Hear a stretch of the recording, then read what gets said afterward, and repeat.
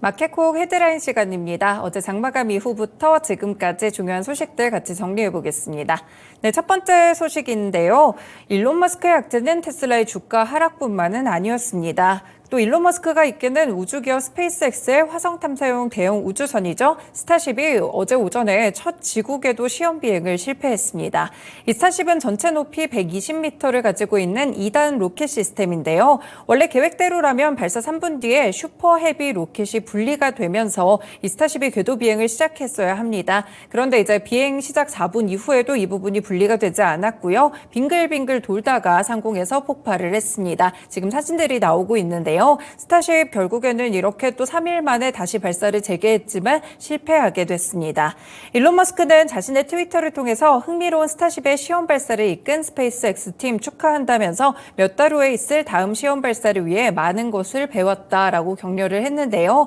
일단은 이렇게 좀 실패가 나왔기 때문에 관련 종목들의 영향도 살펴보셔야 될 것 같습니다.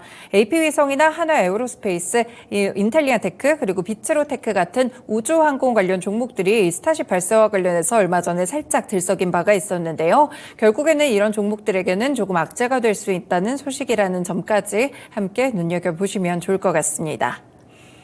네, 두 번째 소식 가보겠습니다. 2차 전지와 관련된 모멘텀은 정부에서까지 꾸준하게 좀 나오고 있습니다. 산업통상자원부가 제16차 비상경제 민생회의에서 2차 전지 산업 경쟁력 강화 국가 전략을 발표했는데요. 정부가 공개한 이 국가 전략들을 살펴본다면 정부와 국내 배터리 3사가 2030년까지 20조 원을 투입해 최첨단 제품을 생산하고 기술 공정의 혁신이 이뤄지는 맏업 팩토리를 국내에 구축한다고 하는데요.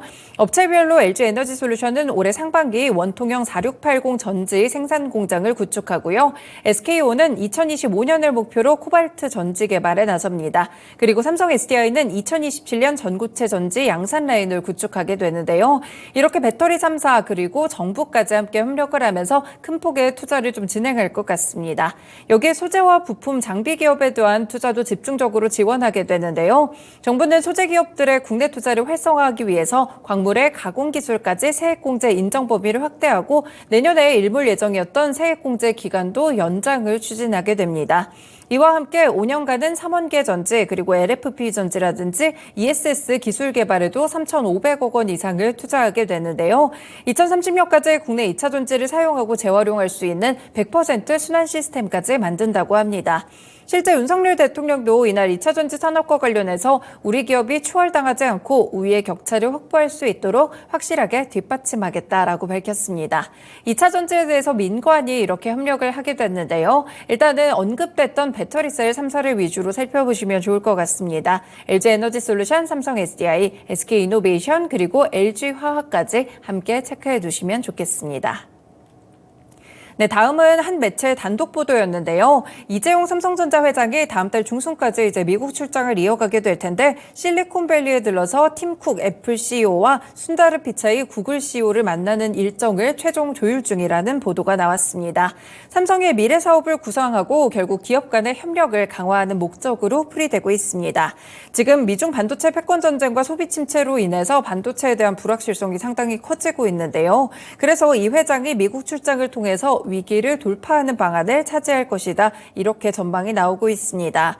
방미 초반에는 일단 어제 나왔던 큰 소식이었던 경제사절단의 일원으로 일정을 소화하고요. 미국 반도체 지원법과 관련한 정부 간 이 협상 측을 좀 지원을 하고 정관계 인사에게 삼성의 상황을 전달할 방침입니다.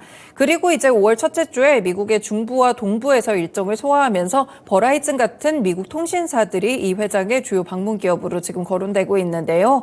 결국에는 통신사들도 방문하게 된다면 관련해서 5G 종목들도 눈여겨보셔야 될 것 같고요. 이후에 동부에서 서부로 이동한 다음에는 삼성과 협력 경쟁 관계가 이제 있는 애플이라든지 이제 언급됐던 마이크로소프트, 아마존, 테슬라의 거점이 있는 곳으로 이동하게 됩니다. 과연 어떤 CEO들과 만남을 가질지 추가적으로 살펴보시는 게 중요할 것 같습니다. 네, 관련 종목으로는 역시나 삼성전자 빼놓을 수가 없겠죠. 주가에 좀 영향을 미치겠지만 대형주다 보니까 수급 흐름 함께 유의하시면서 살펴보셔야겠습니다. 네, 다음 소식 역시나 단독 보도로 전해드릴 텐데요. 윤석열 대통령이 외신 인터뷰에서 우크라이나에 대한 무기 지원 가능성을 지금 열어둔 상태죠. 이런 가운데 우크라이나 정부가 국내 5대 그룹과 전후해서 재건 사업 관련 간담회를 갖고 한국에 지원을 요청한 것으로 알려지고 있습니다. 이 역시 한 매체의 단독 보도였고요. 지금 삼성과 SK, 현대차, LG, 롯데 이렇게 5대 그룹 CEO 10여 명이 드미트로 포노마렌코 주한 우크라이나 대사와 간담회를 가졌다고 합니다. 이날 만남은 우크라이나 재건 사업에 한국 기업의 참여를 독려하기 위해서 마련이 됐다고 하는데요. 우크라이나 측은 회의에서 한국 기업의 인도주의적 차원의 지원 이외에도 적극적인 투자와 도움이 필요하다고 강조했습니다. 현재 아직까지는 전쟁이 좀 지속되고 있지만 역시나 지금뿐 아니라 향후의 재건 사업에 있어서도 적극 참여해달라라고 요청한 것으로 알려지고 있는데요. 이렇게 재건 사업에 자꾸 관심이 생기는 이유는 이 전후 재건 사업의 규모가 최소 6천억에서 7천억 유로로 지금 추정이 되고 있습니다. 한국으로 이제 바꿔서 말씀을 드리면 850조 원에서 1000조 원 정도가 예상이 되고 있기 때문에 지금 재건 사업에 대한 기회를 가져가려고 하는 것으로 풀이되고 있습니다. 네, 관련 종목으로는 역시나 이 우크라이나 재건과 관련된 종목들이 될 것 같은데요. DY파워, 현대에버다임, SC 엔지니어링, 서암기계공업 같은 관련 종목들도 오늘 흐름 눈여겨보시면 좋을 것 같습니다. 네, 다음 소식입니다. 국제 설탕 가격이 최근 11년 사이 최고 수준으로 치솟고 있습니다. 지금 기상이변까지 생기면서 더 오를 수 있다는 전망들이 CNBC에서도 오늘 보도가 나왔는데요. 지금 설탕이 이렇게 오르게 되면서 슈가 인플레이션이라는 말이 생기고 있죠. 이럴 만큼 지금 원당의 선물 가격이 최근 수일간 파운드당 24센트까지 오르면서 11년 사이 최고가에 도달을 했습니다. UN 식량농업기구도 지난달 세계 설탕 가격 지수를 발표했는데 127포인트로 올해 1월에 비해서 약 9% 올랐다고 전했습니다. 지난달 설탕 가격 지수는 지난해 10월과 비교했을 때는 약 17% 높은 수치고요. 이렇게 설탕 가격이 오르는 이유에는 여러 가지 요인들이 겹쳐 있습니다. 최근에 수주 사이 이 아시아 주요 생산국의 사탕수수 작황에 부정적인 계절이 오고 있고요. 인도와 태국, 중국, 파키스탄 같은 생산국에서 수확 전망이 굉장히 축소되고 있다고 합니다. 앞으로 기상이변까지 예상이 되고 있기 때문에 설탕 가격은 더욱더 높아질 것으로 보이는데요. 실제로 이 최대 생산국인 브라질에서는 비가 좀 많이 내리게 되면서 4월에 수확이 지연되고 있다고 합니다. 수요는 늘어나고 있는데 이렇게 공급에 대한 작황이 좋지 않은 모습이 나오게 되면서 설탕에 대한 가격은 더욱더 치솟을 수밖에 없겠죠. 그래서 지금 슈가 인플레이션이라는 말이 나오고 있습니다.